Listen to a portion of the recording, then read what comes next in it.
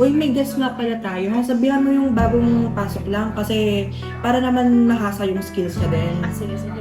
Rian, Yes po, ma'am. linisin mo nga yung room 265 dahil may guest na darating mamaya. Okay po.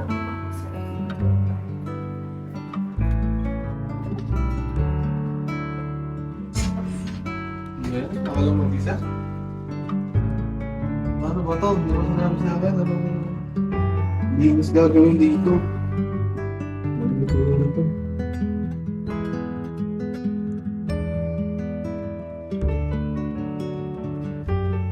Hindi na, nakatulog. Daming gagawin. Huwag na siguro to. Ayan. Ay, wala po ma'am. Okay na po, nalinis ko na po. Sigurado ka bang malinis na? Yes po. Pwede na po mag-uwi. Okay, sige. Pwede ka na mag-time out. Thank you po. Ingat!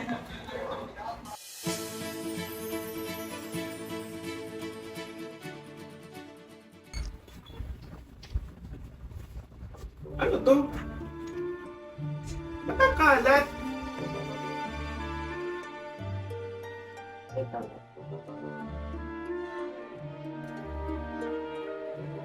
Hello? Hello po? Bakit ang kalat sa room ko? Sa room 265 po. Yes, oo. Naisip po kasi yun kahapon. Can I talk to your supervisor? Sige po. Tatawagan ko na lang din po yung supervisor. Tapos, akit na lang din po kami dyan. And then, kindly wait for 10 minutes na lang po. Para po ma-process din namin ang paglipat niyo po ng mga. Sige, sige, I'll wait here. Sige po. Thank you po. May problema daw po kasi sa room 265. Di ba dumating yung guest po kasi na VIP. Tapos nagrereklamo po na makalat yung room. Pinalinis na po kasi siya kahapon, so hindi ko po alam kung bakit ganun yung problem na niya. And pinapatawag po kasi kayo ng VIP. Ang recommendation ko na lang po is ilipat sila ng room for the meantime. Yung VIP na nagreklamo, sino ba na kasi naglinis ng room na yon? Pinalinis po namin siya dun sa intern, yung bagong pasok ko. O ba't niya naman binigay sa intern? Intern na. Kasi to gain experience. Oo. Kaya VIP pinalinis. na kasi yun. Hindi kasi pwedeng ina-assign nila sa intern, VIP yun. Pero sinabihan na po namin siya kasi na bawal na po yung kinastiscate naman po namin yung phone niya.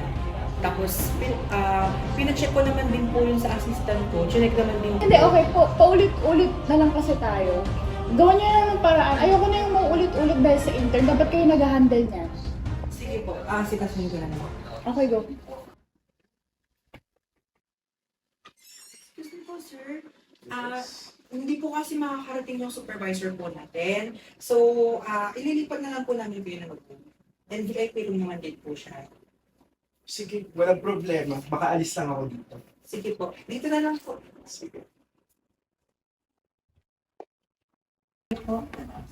Bale, yung lilipatan nyo pong room is room 266 po. Same naman din po siya. No, mas malinis nga lang po. Maganda, malinis. Dito na lang ako. Sige po, and again, apologize na lang po. And for that po, meron po kayong libreng buffet sa breakfast, lunch, and dinner po for tomorrow. Okay, no problem. Thank you po. Thank you. Malinis.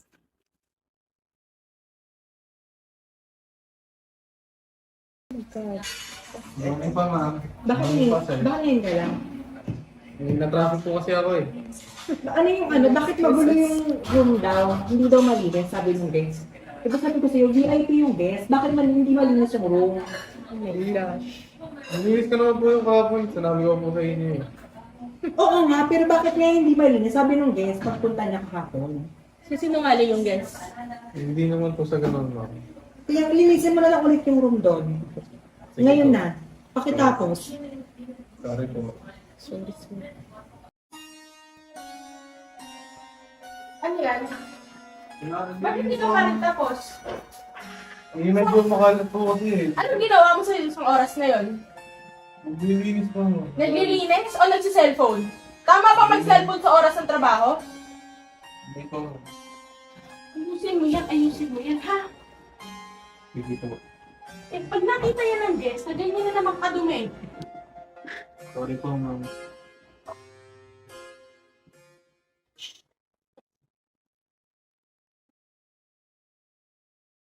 Excuse me po, ma'am. Yes. Okay na po, nalinis ko na po. Are you sure? Yes po, kahit po I check will na check po. it.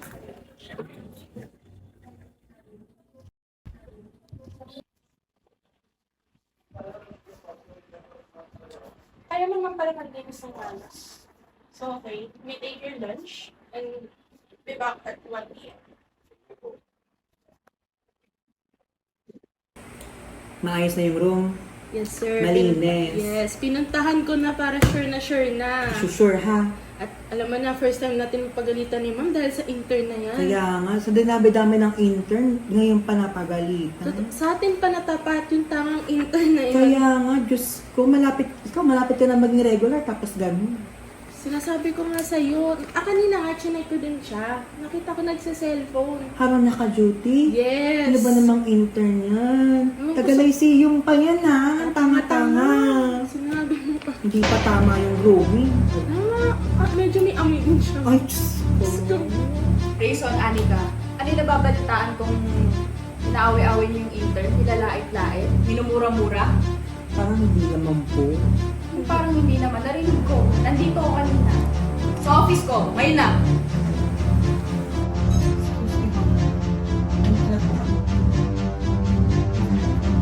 Tagal ah, kanina pa. Tinapos ko naman yung paper. Po.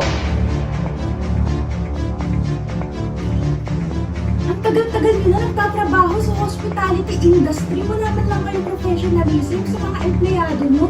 Tsaka empleyado ko pa. Intern na nga yun eh. Ginaganan nyo pa. Naging intern din kayo before. Wala man lang kayong respeto. Alam nyo, kailangan nyo na i-retake yung mga webinar na pinapagawa natin dito about sa attitude nyo. Kasi yun nga dapat yung nagmamatter dito in the first place. Yun pa yung hindi nyo magawa. Ikaw naman, Anika, ililipat kita sa ibang department. Wow, bumuboses ka pa ah. Ikaw, Rayson, suspended ka 1 buwan kasi sa intern mo ginagawa yun. Tapos, o dahil dyan, naragdagan ko pa kayo ng webinar. Magpapa-webinar ulit kayo at dapat lahat kayo, kayong dalawa special. Hindi lang lahat ng employee na under ng department mo nandun. Alis na.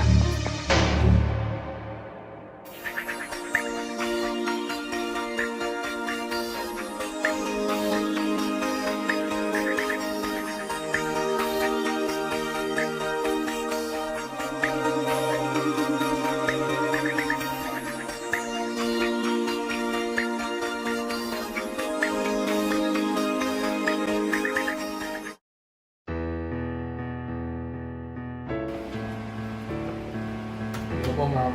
Ito po, sir. Can you take your seat? Bakit po? And first of all, we would like to apologize if we have offended you in any way. So, hindi naman namin siya intention talaga. Maybe kasi maraming nangyari in the past few weeks, kaya namin siya nasabi. Pero again, we deeply apologize sa lahat ng nangyari. Yes. And I hope we learned our lesson. Apology taken ito. Can you go and do your best? Thank you po.